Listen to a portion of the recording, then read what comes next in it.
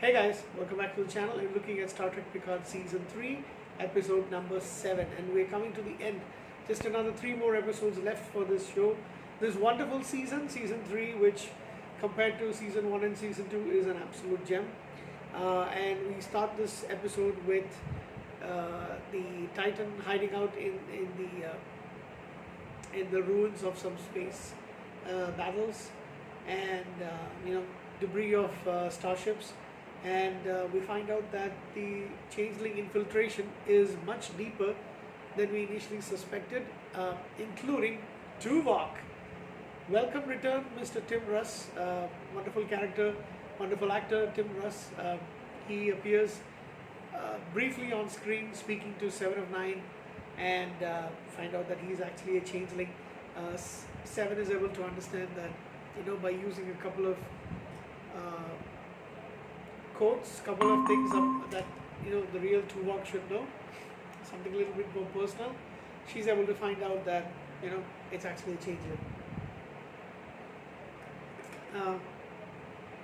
This episode is a lot more darker, a lot more action oriented, a lot more a lot more serious. There's no Worf and no Raffi because they're off to actually find, using a devotion, they're actually going to find some help or something like that. I didn't quite catch that part.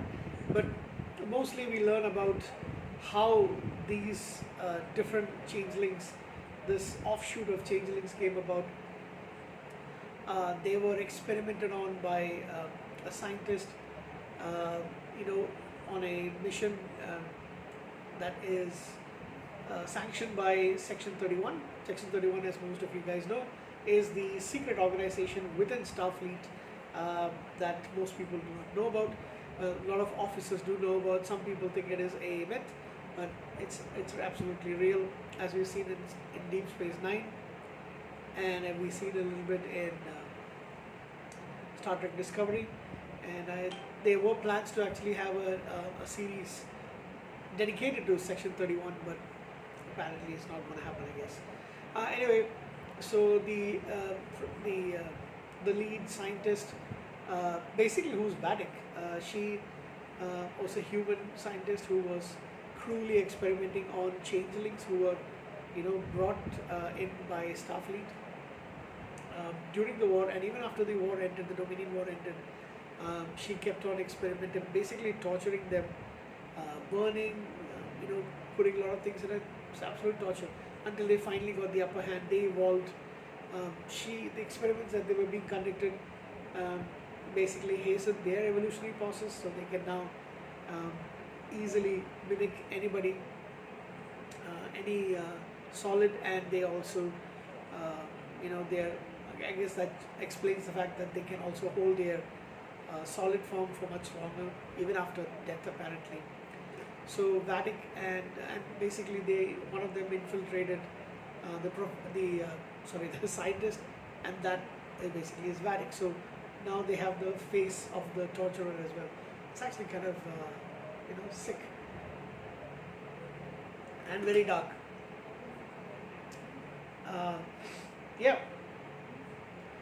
So the heroes on the USS Titan basically try to draw Vadic and her her goons. I don't know what creatures they are, basically onto the ship, and try to put traps for them. Some really fantastic scenes, by the way, and there is this great scene between Vadic, Picard, and Beverly Crusher, and I'm going to tell you, this episode, the acting is fantastic from Amanda Plummer, from Beverly, basically Gates McFadden, from those two I think were really, and even Patrick Stewart, of course, is no slouch in the acting department, but I think especially Gates McFadden and her were like really fantastic. Seven of Nine, all of them were really, really awesome. So going back to DS9, where fighting the Dominions against the Starfleet against the changelings, they had to create the morphogenic virus with the aid of Section 31, and then they infected Odo without his knowledge. In fact, without the knowledge of a lot of other Starfleet personnel, including those on Deep Space Nine, and he infected them, the Great Link, thus getting the virus onto all of the changelings, which would lead into the peace accord that came later. And of course, it was Odo also who got the cure. Starfleet were not sure about giving them the cure, but Odo managed to get the cure and go to the Great Link. And him merging with the Link meant giving the antivirus to all of the changelings. But not these ones. These ones were, another attempt to weaponize the changelings. So, yeah, I really love the scene, like I just mentioned earlier, with the dialogues between them, and some fantastic acting.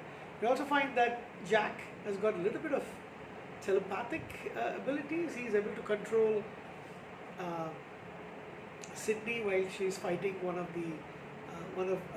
Vadic's men, creatures, whatever they are, and really fantastic. Oh yeah, the acting. Coming back to the acting point, Brent Spiner and Geordie LaForge, amazing acting. The way that so basically the Golem is taken over by Lore's essence and Lore's programming, and he tries to take over the ship, and he almost puts Sydney and Jack in danger, and is able to let Vadic escape as well, because he lets some of the traps switches off some of the traps, and Vadic is able to escape from Picard and Crusher. And also that scene between Brent Spiner and Geordie LaForge. These are guys who played best friends since 1987, 98 at least, 1987 I'm going to say. Although perhaps their friendship came more a little later in the show, maybe like season 2. But and I think the actors as well are pretty close. The entire cast of TNG is very close. But these two especially have been, very close. Their characters are close friends, are best friends from that time till Data's death in Nemesis.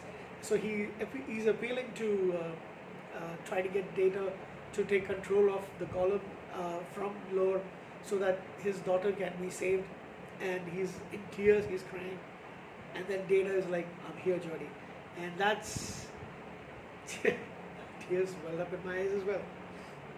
Really sorry about the voice. Anyway, but because of Lore's taking over the ship partly for some time, Vadic and her men are able to get control of the ship. They beat up, they kill a couple of the crew.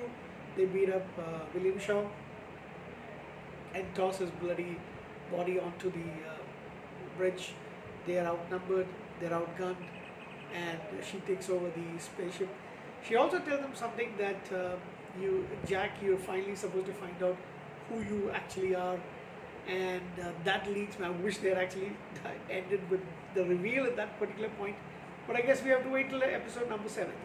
And this show is becoming so good. I know there are some people who still don't like it. The effects of Discovery, the effects of Picard season 1 and 2 are still there to see. But this this season is really great. This episode is fantastic. Well, I'll give it an 8.5 out of 10. Drawback, yeah, there are a couple of drawbacks. No William Riker, no Deanna Troi. I think there's a reason why there was this lot of minimum appearance of her on the screen. I'm not really sure. I've got to check it out and see what the rumor mills are actually saying. Perhaps it's true, we don't know. I don't know yet, so I will try to check it out. But yeah, I'm disappointed that we don't get to see Worf, we don't get to see Raffi. Not really Raffi, but we don't get to see Worf. No Riker and no Deanna Troi. But the fact that they're still held captive by Vadic, and they were tortured for a while. Yep, so that's basically it for this episode. Try to keep it short. Love the acting. Love this episode. Can't wait for more. Lovely to see Tim Russ back as Tuvok, even if it was only a changeling. But yeah, 8.5 out of 10 for me. Good night.